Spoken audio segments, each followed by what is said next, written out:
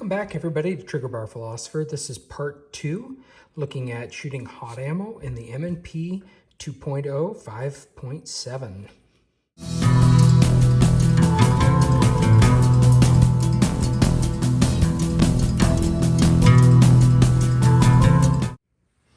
Alright, so I've got the M&P 5.7 here. What I'm going to do is I've learned a few things about the gun and about 5.7s that they need to have their chambers clean. So I'm going to take you through that and then we'll take it back out to the range. I have taken down my M&P and I'm going to clean it out with a carburetor cleaner. And the reason I'm doing this is, and I'll put a link for this in the video above, is that I reached out to Jay over at Elite Ammunition and he said, and he reminded me, actually I knew this and then I'd forgotten about it, is that the 5.7, because it has a lacquer coating around the outside of the, or on the cases, that lacquer can build up in the barrel and cause overpressure and cause all sorts of problems. So what I've done so far is I just cleaned it my normal way. I have the Hoppies number 9, cleaned it my normal way, trying to just get the carbon out. Next I'm going to start to clean the chamber right around in here, this portion of it where the case sits in. I'm going to clean that out with this carburetor cleaner and get the lacquer that's been building up, and then I'm going to try to get the lacquer out of the firing chamber as well back in here, and that hopefully that will get me going again on his supercharged ammo, which he said and confirmed should be running at 2,600 feet per second. So we're going to leave it at that, and let's now get to cleaning some of this brake cleaner, or sorry, carburetor cleaner. A little bit on it.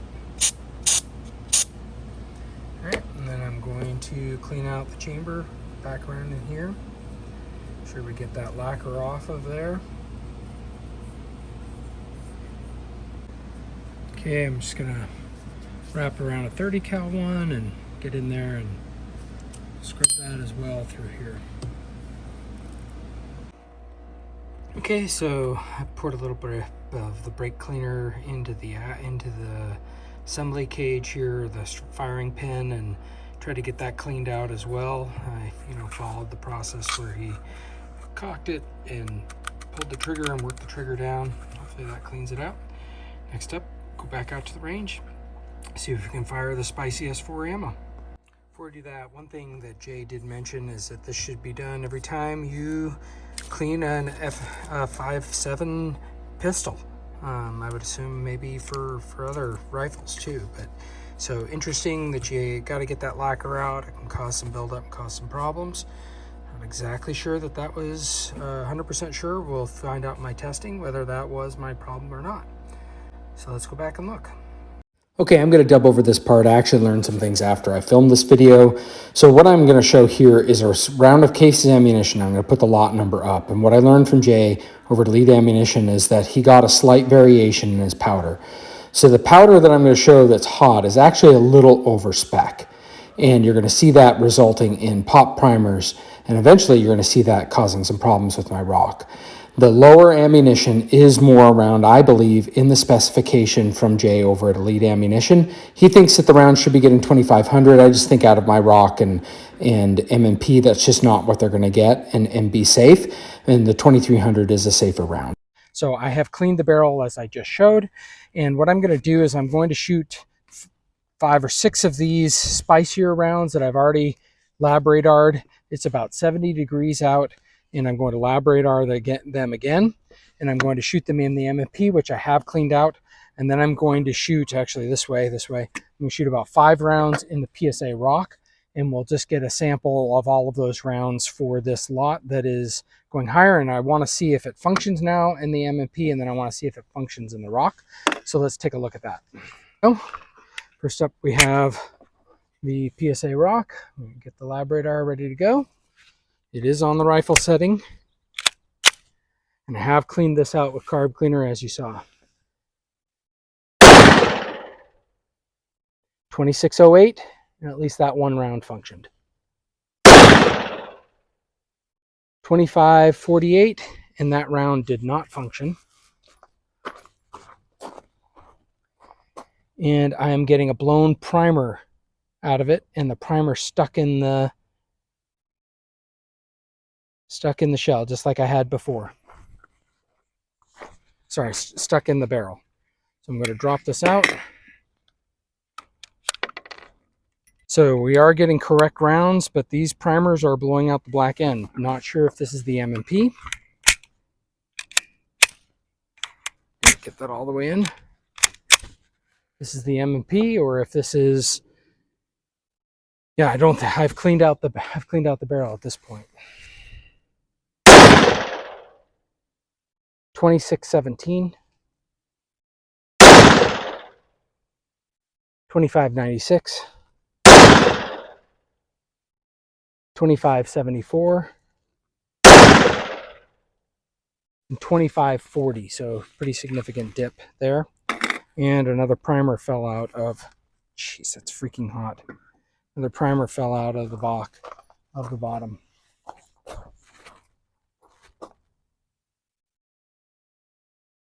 All right, I have just a few more rounds of that, and I'm going to fire that out of the Rock. See if this is able to cycle it. I have not cleaned this one. And we'll just keep it on the same amounts. 2651, yowzas. 2662.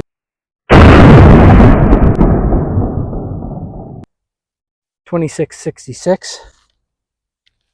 And either have stuck case or it just failed to properly cycle it. So there was no trigger on that.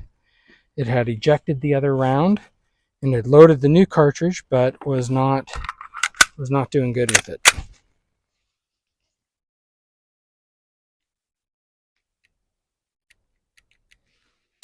I think I have a dead trigger.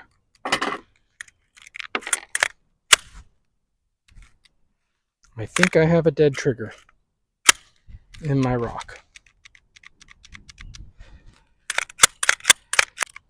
Oh, goody. I just love gun problems. That's my favorite part is gun problems, actually.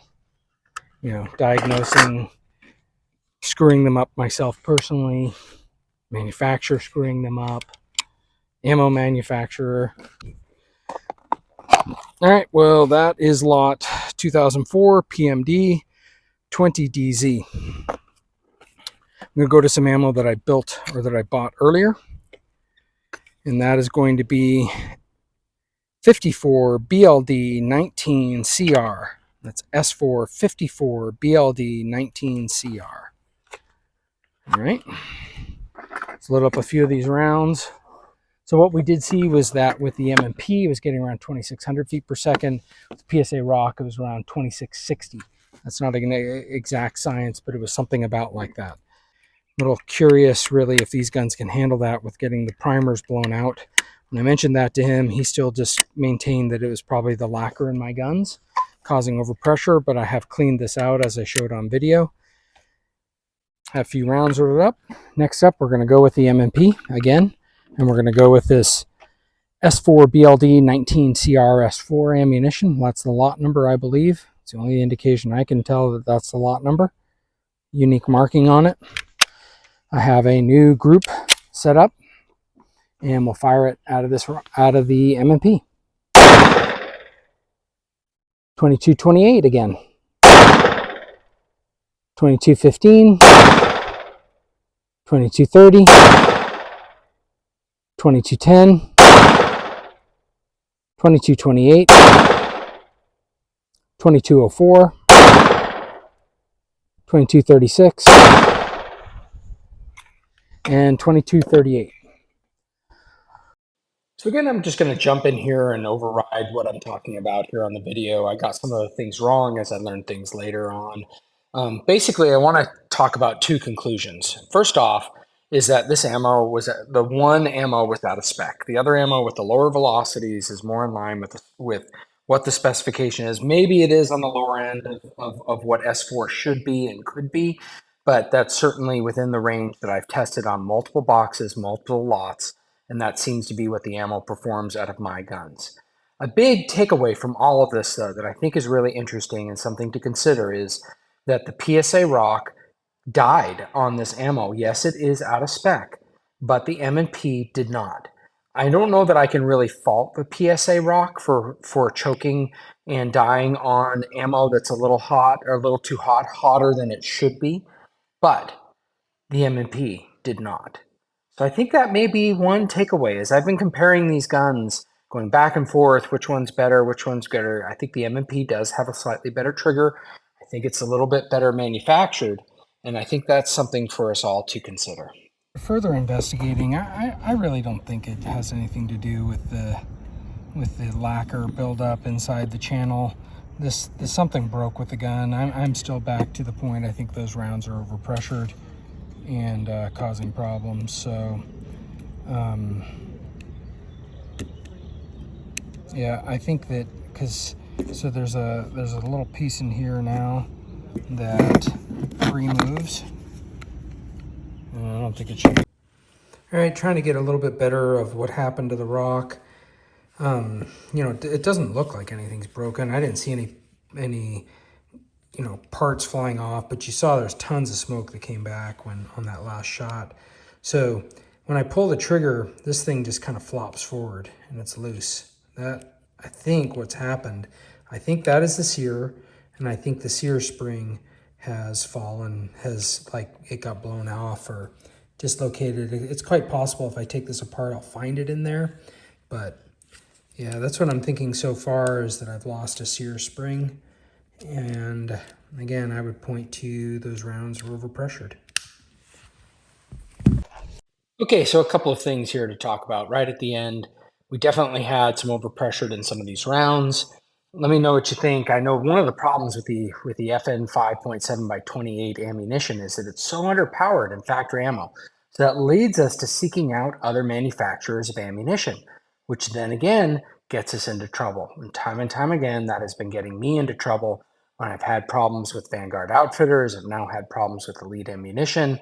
They just don't have the quality or standards that other main manufacturers have. So let me know what you think. Please like, share, and subscribe.